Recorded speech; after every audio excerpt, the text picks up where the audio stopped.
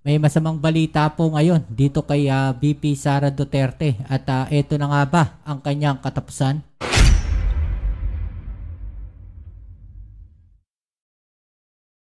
Alright, so ito ngayon mga babayan, no? Meron pong balita na kumakalat po ngayon mga babayan at mukhang ito na ang katapusan ni VP Sara Duterte, no? At ito po ay isang masamang balita po mga babayan dito po kay VP Sara Duterte. Okay, so kung ano man po yung balita na yan po ang ating alamin ngayon at pag-uusapan. Pero syempre bago ang lahat, please don't forget to subscribe, like, share at comment dyan sa comment section. At syempre shoutouts tayo sa mga followers natin dyan. Maraming salamat sa inyong suporta. At palagi nating inihiling 1 view, 1 like po sana sa ating video, no? Kung kayo po ay nanonood ngayon dito sa ating video, pa-click naman po ang like button at malaking tulong na po yan sa atin. Okay, so eto mga babayan, no, alamin natin ano nga ba itong masamang balita dito kay Sara Duterte at tila ito na nga ba ang katapusan nitong si Sara Duterte mga babayan.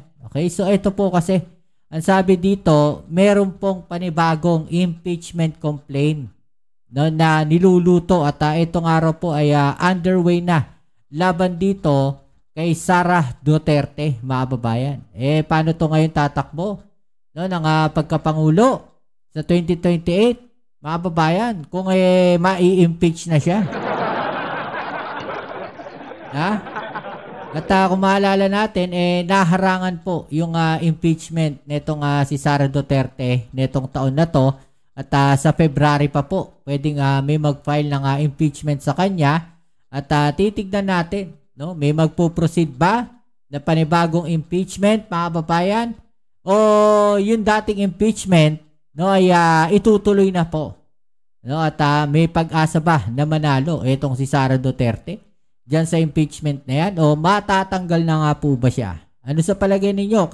Kung kayo ang tatanungin mga babayan, no? Gusto nyo po ba na ma-impeach etong si Sara Duterte? Okay, so eto, panoorin natin itong balita na to mga babayan, right? Let's go. Malapit na kasing mag 1 year yung impeachment complaint. Wala na nangyari talaga. Oo nga At para pag-usapan po natin yan, ay kasama po natin ang chairperson ng grupong Bagong Alyansa Makabayan, si Sir Teddy Casino. Good morning po, sir. Morning. Ayun. Good morning, Christian at Dennis. Magandang umaga po sa lahat ng nakikinig. Opo, by February, Sir Teddy, ay magtatapos na yung 1-year ban doon sa impeachment complaint na i-final kay Vice President Sara. And nabalitaan po namin na may plano po kayo mag-file ng panibagong impeachment complaint. Paano po natin pinaghahandaan ito, sir? Unang-una, depende yan kung ang Korte Suprema ba ay maglalabas ng desisyon doon sa pending appeal. Na doon sa kanilang desisyon na sinabi nilang unconstitutional yung impeachment complaint laban kay Vice President Duterte. So, kung lumabas ang desisyon na positibo, ibig sabihin, reverse niya yung kanyang desisyon, di ang next step dyan, yung trial sa Senado, yung forthwith na trial. Ngayon, ang problema, pag walang decision, well, of course, pag nag-decision siyang maintain niya, na-uphold niya yung kanyang decision, obligado mag-file tayo ng panibagong impeachment complaint by February 6. Ano ngayon? Pwede pong mag-file uli ng impeachment ng by February 6, mga babayan, no? Yun po yung malinaw dito, di ba? Ang question ngayon, kung wala pa rin decision by February 6, pwede ba tayo mag-file? Kasi nga, naka-pending pa yung question sa Korte Suprema.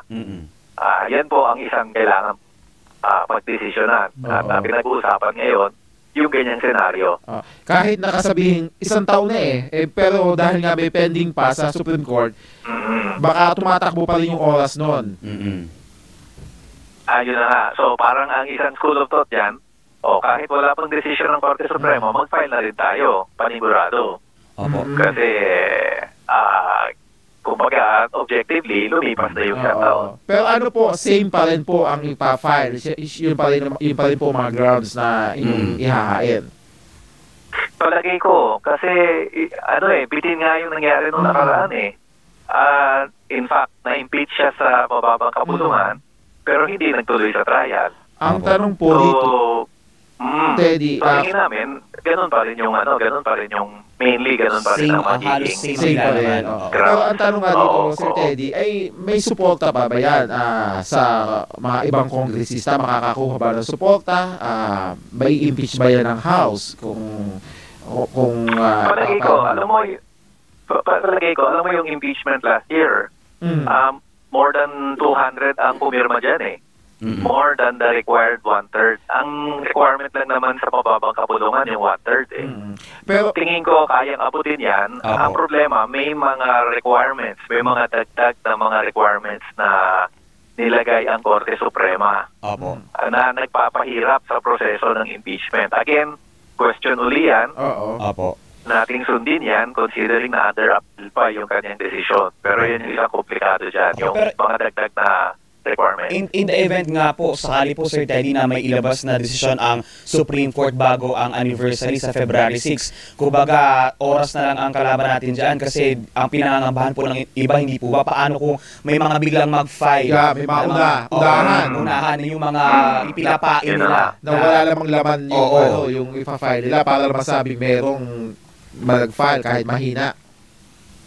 Yun nga ang problema kasi ito yung isang binukas na problema ng desisyon ng Korte Suprema, posibleng maging unahan.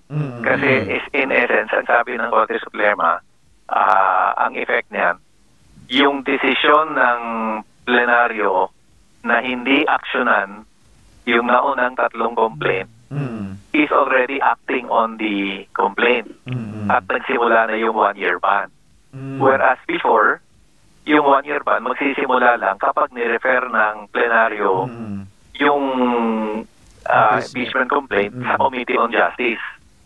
Ngayon, dito, sabi ng Korte Suprema, dahil hindi nyo nirefer, yun na yung action ninyo and therefore, na-initiate nyo na. So medyo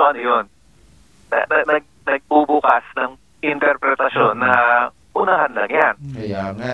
Pero kayo... Yun na nga yung nangyari doon, mga kababayan. Diba? So, ang magiging issue dito, mga babayan, pagka ganyan po, posibleng meron silang grupo na kasabwatin, di ba? Na magpa-file ng impeachment dito kay Sara Duterte na wala namang kakwenta-kwenta, di ba? So pwedeng gumawa ng ganun. No, para ma-delay itong impeachment ni Sara Duterte. No? Masaklap niyan baka kunyari, 22, no, yung finish, di ba? Yung deadline. Abay, baka 21 pa lang na madaling araw, nandiyan na yan sa no, sa pagpapasa ng impeachment. Yun ang problema dyan. Di ba? Sa grupo nyo, naka-ready na talaga yung ipa-file nyo. Oo, basically, it will be the same complaint. Kung may madadagdag man dyan siguro, ilang detalye na lang, pero ang grounds kasi namin, particular yung aming second complaint, nakafocus kami doon sa confidential and intelligence funds. Kasi well documented talaga doon, mismong ang Kamara ang nakakuha ng mga ebidensya, resulta ito ng ilang hearing doon sa Committee on Good Government. Kaya palagay namin, yun ang pinakamatibay. Pero may ibang mga grounds din na tingin ko matibay, halimbawa yung pagkuha ng isang assassin para patayin ang presidente, presidente, first lady at speaker of the house. Seryoso rin allegation yun.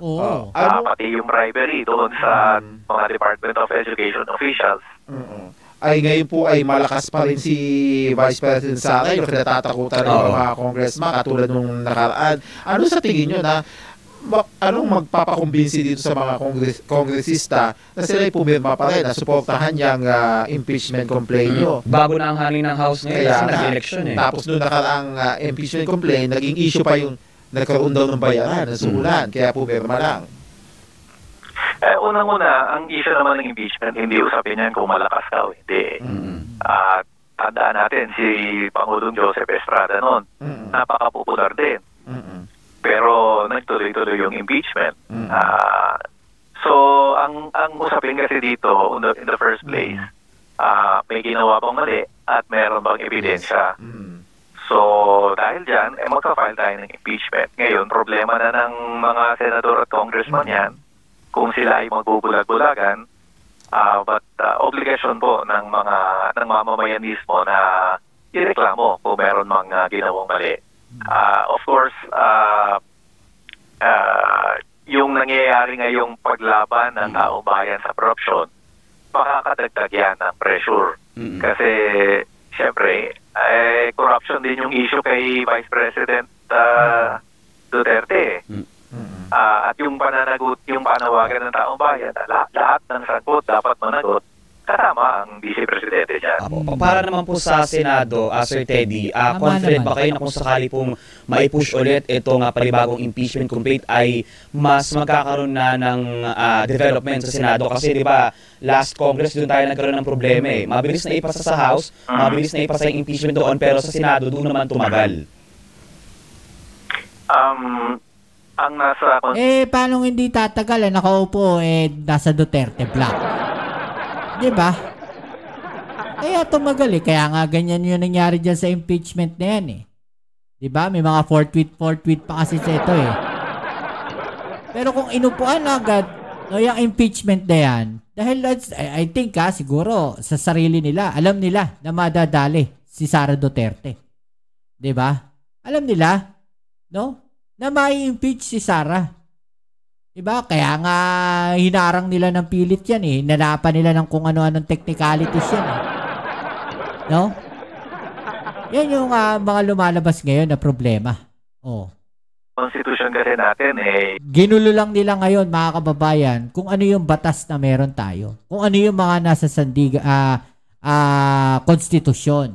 Kung ano yung mga nasa saligang batas. Diba? Ginulo. Sinira nito mga nasa Duterte block. Parang ganun yung nakikita ko. Parang ganun basta na ipadala sa Senado for tweet trial. Yun na nga. So, trabaho ng Senado basta ipinasa sa kanila yung impeachment complaint na mag-trial. Ang problema nung nakaraan naman dahil sinabi ng Korte Suprema na invalid yung complaint,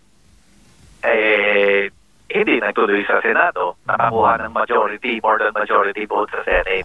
Pero with the current... palagay ko, with the current leadership of Senate, with the current leadership of Senate, sir, do you trust na kahit pa paano mas ma-honor yung fourth tweet na pinag-uusapan natin?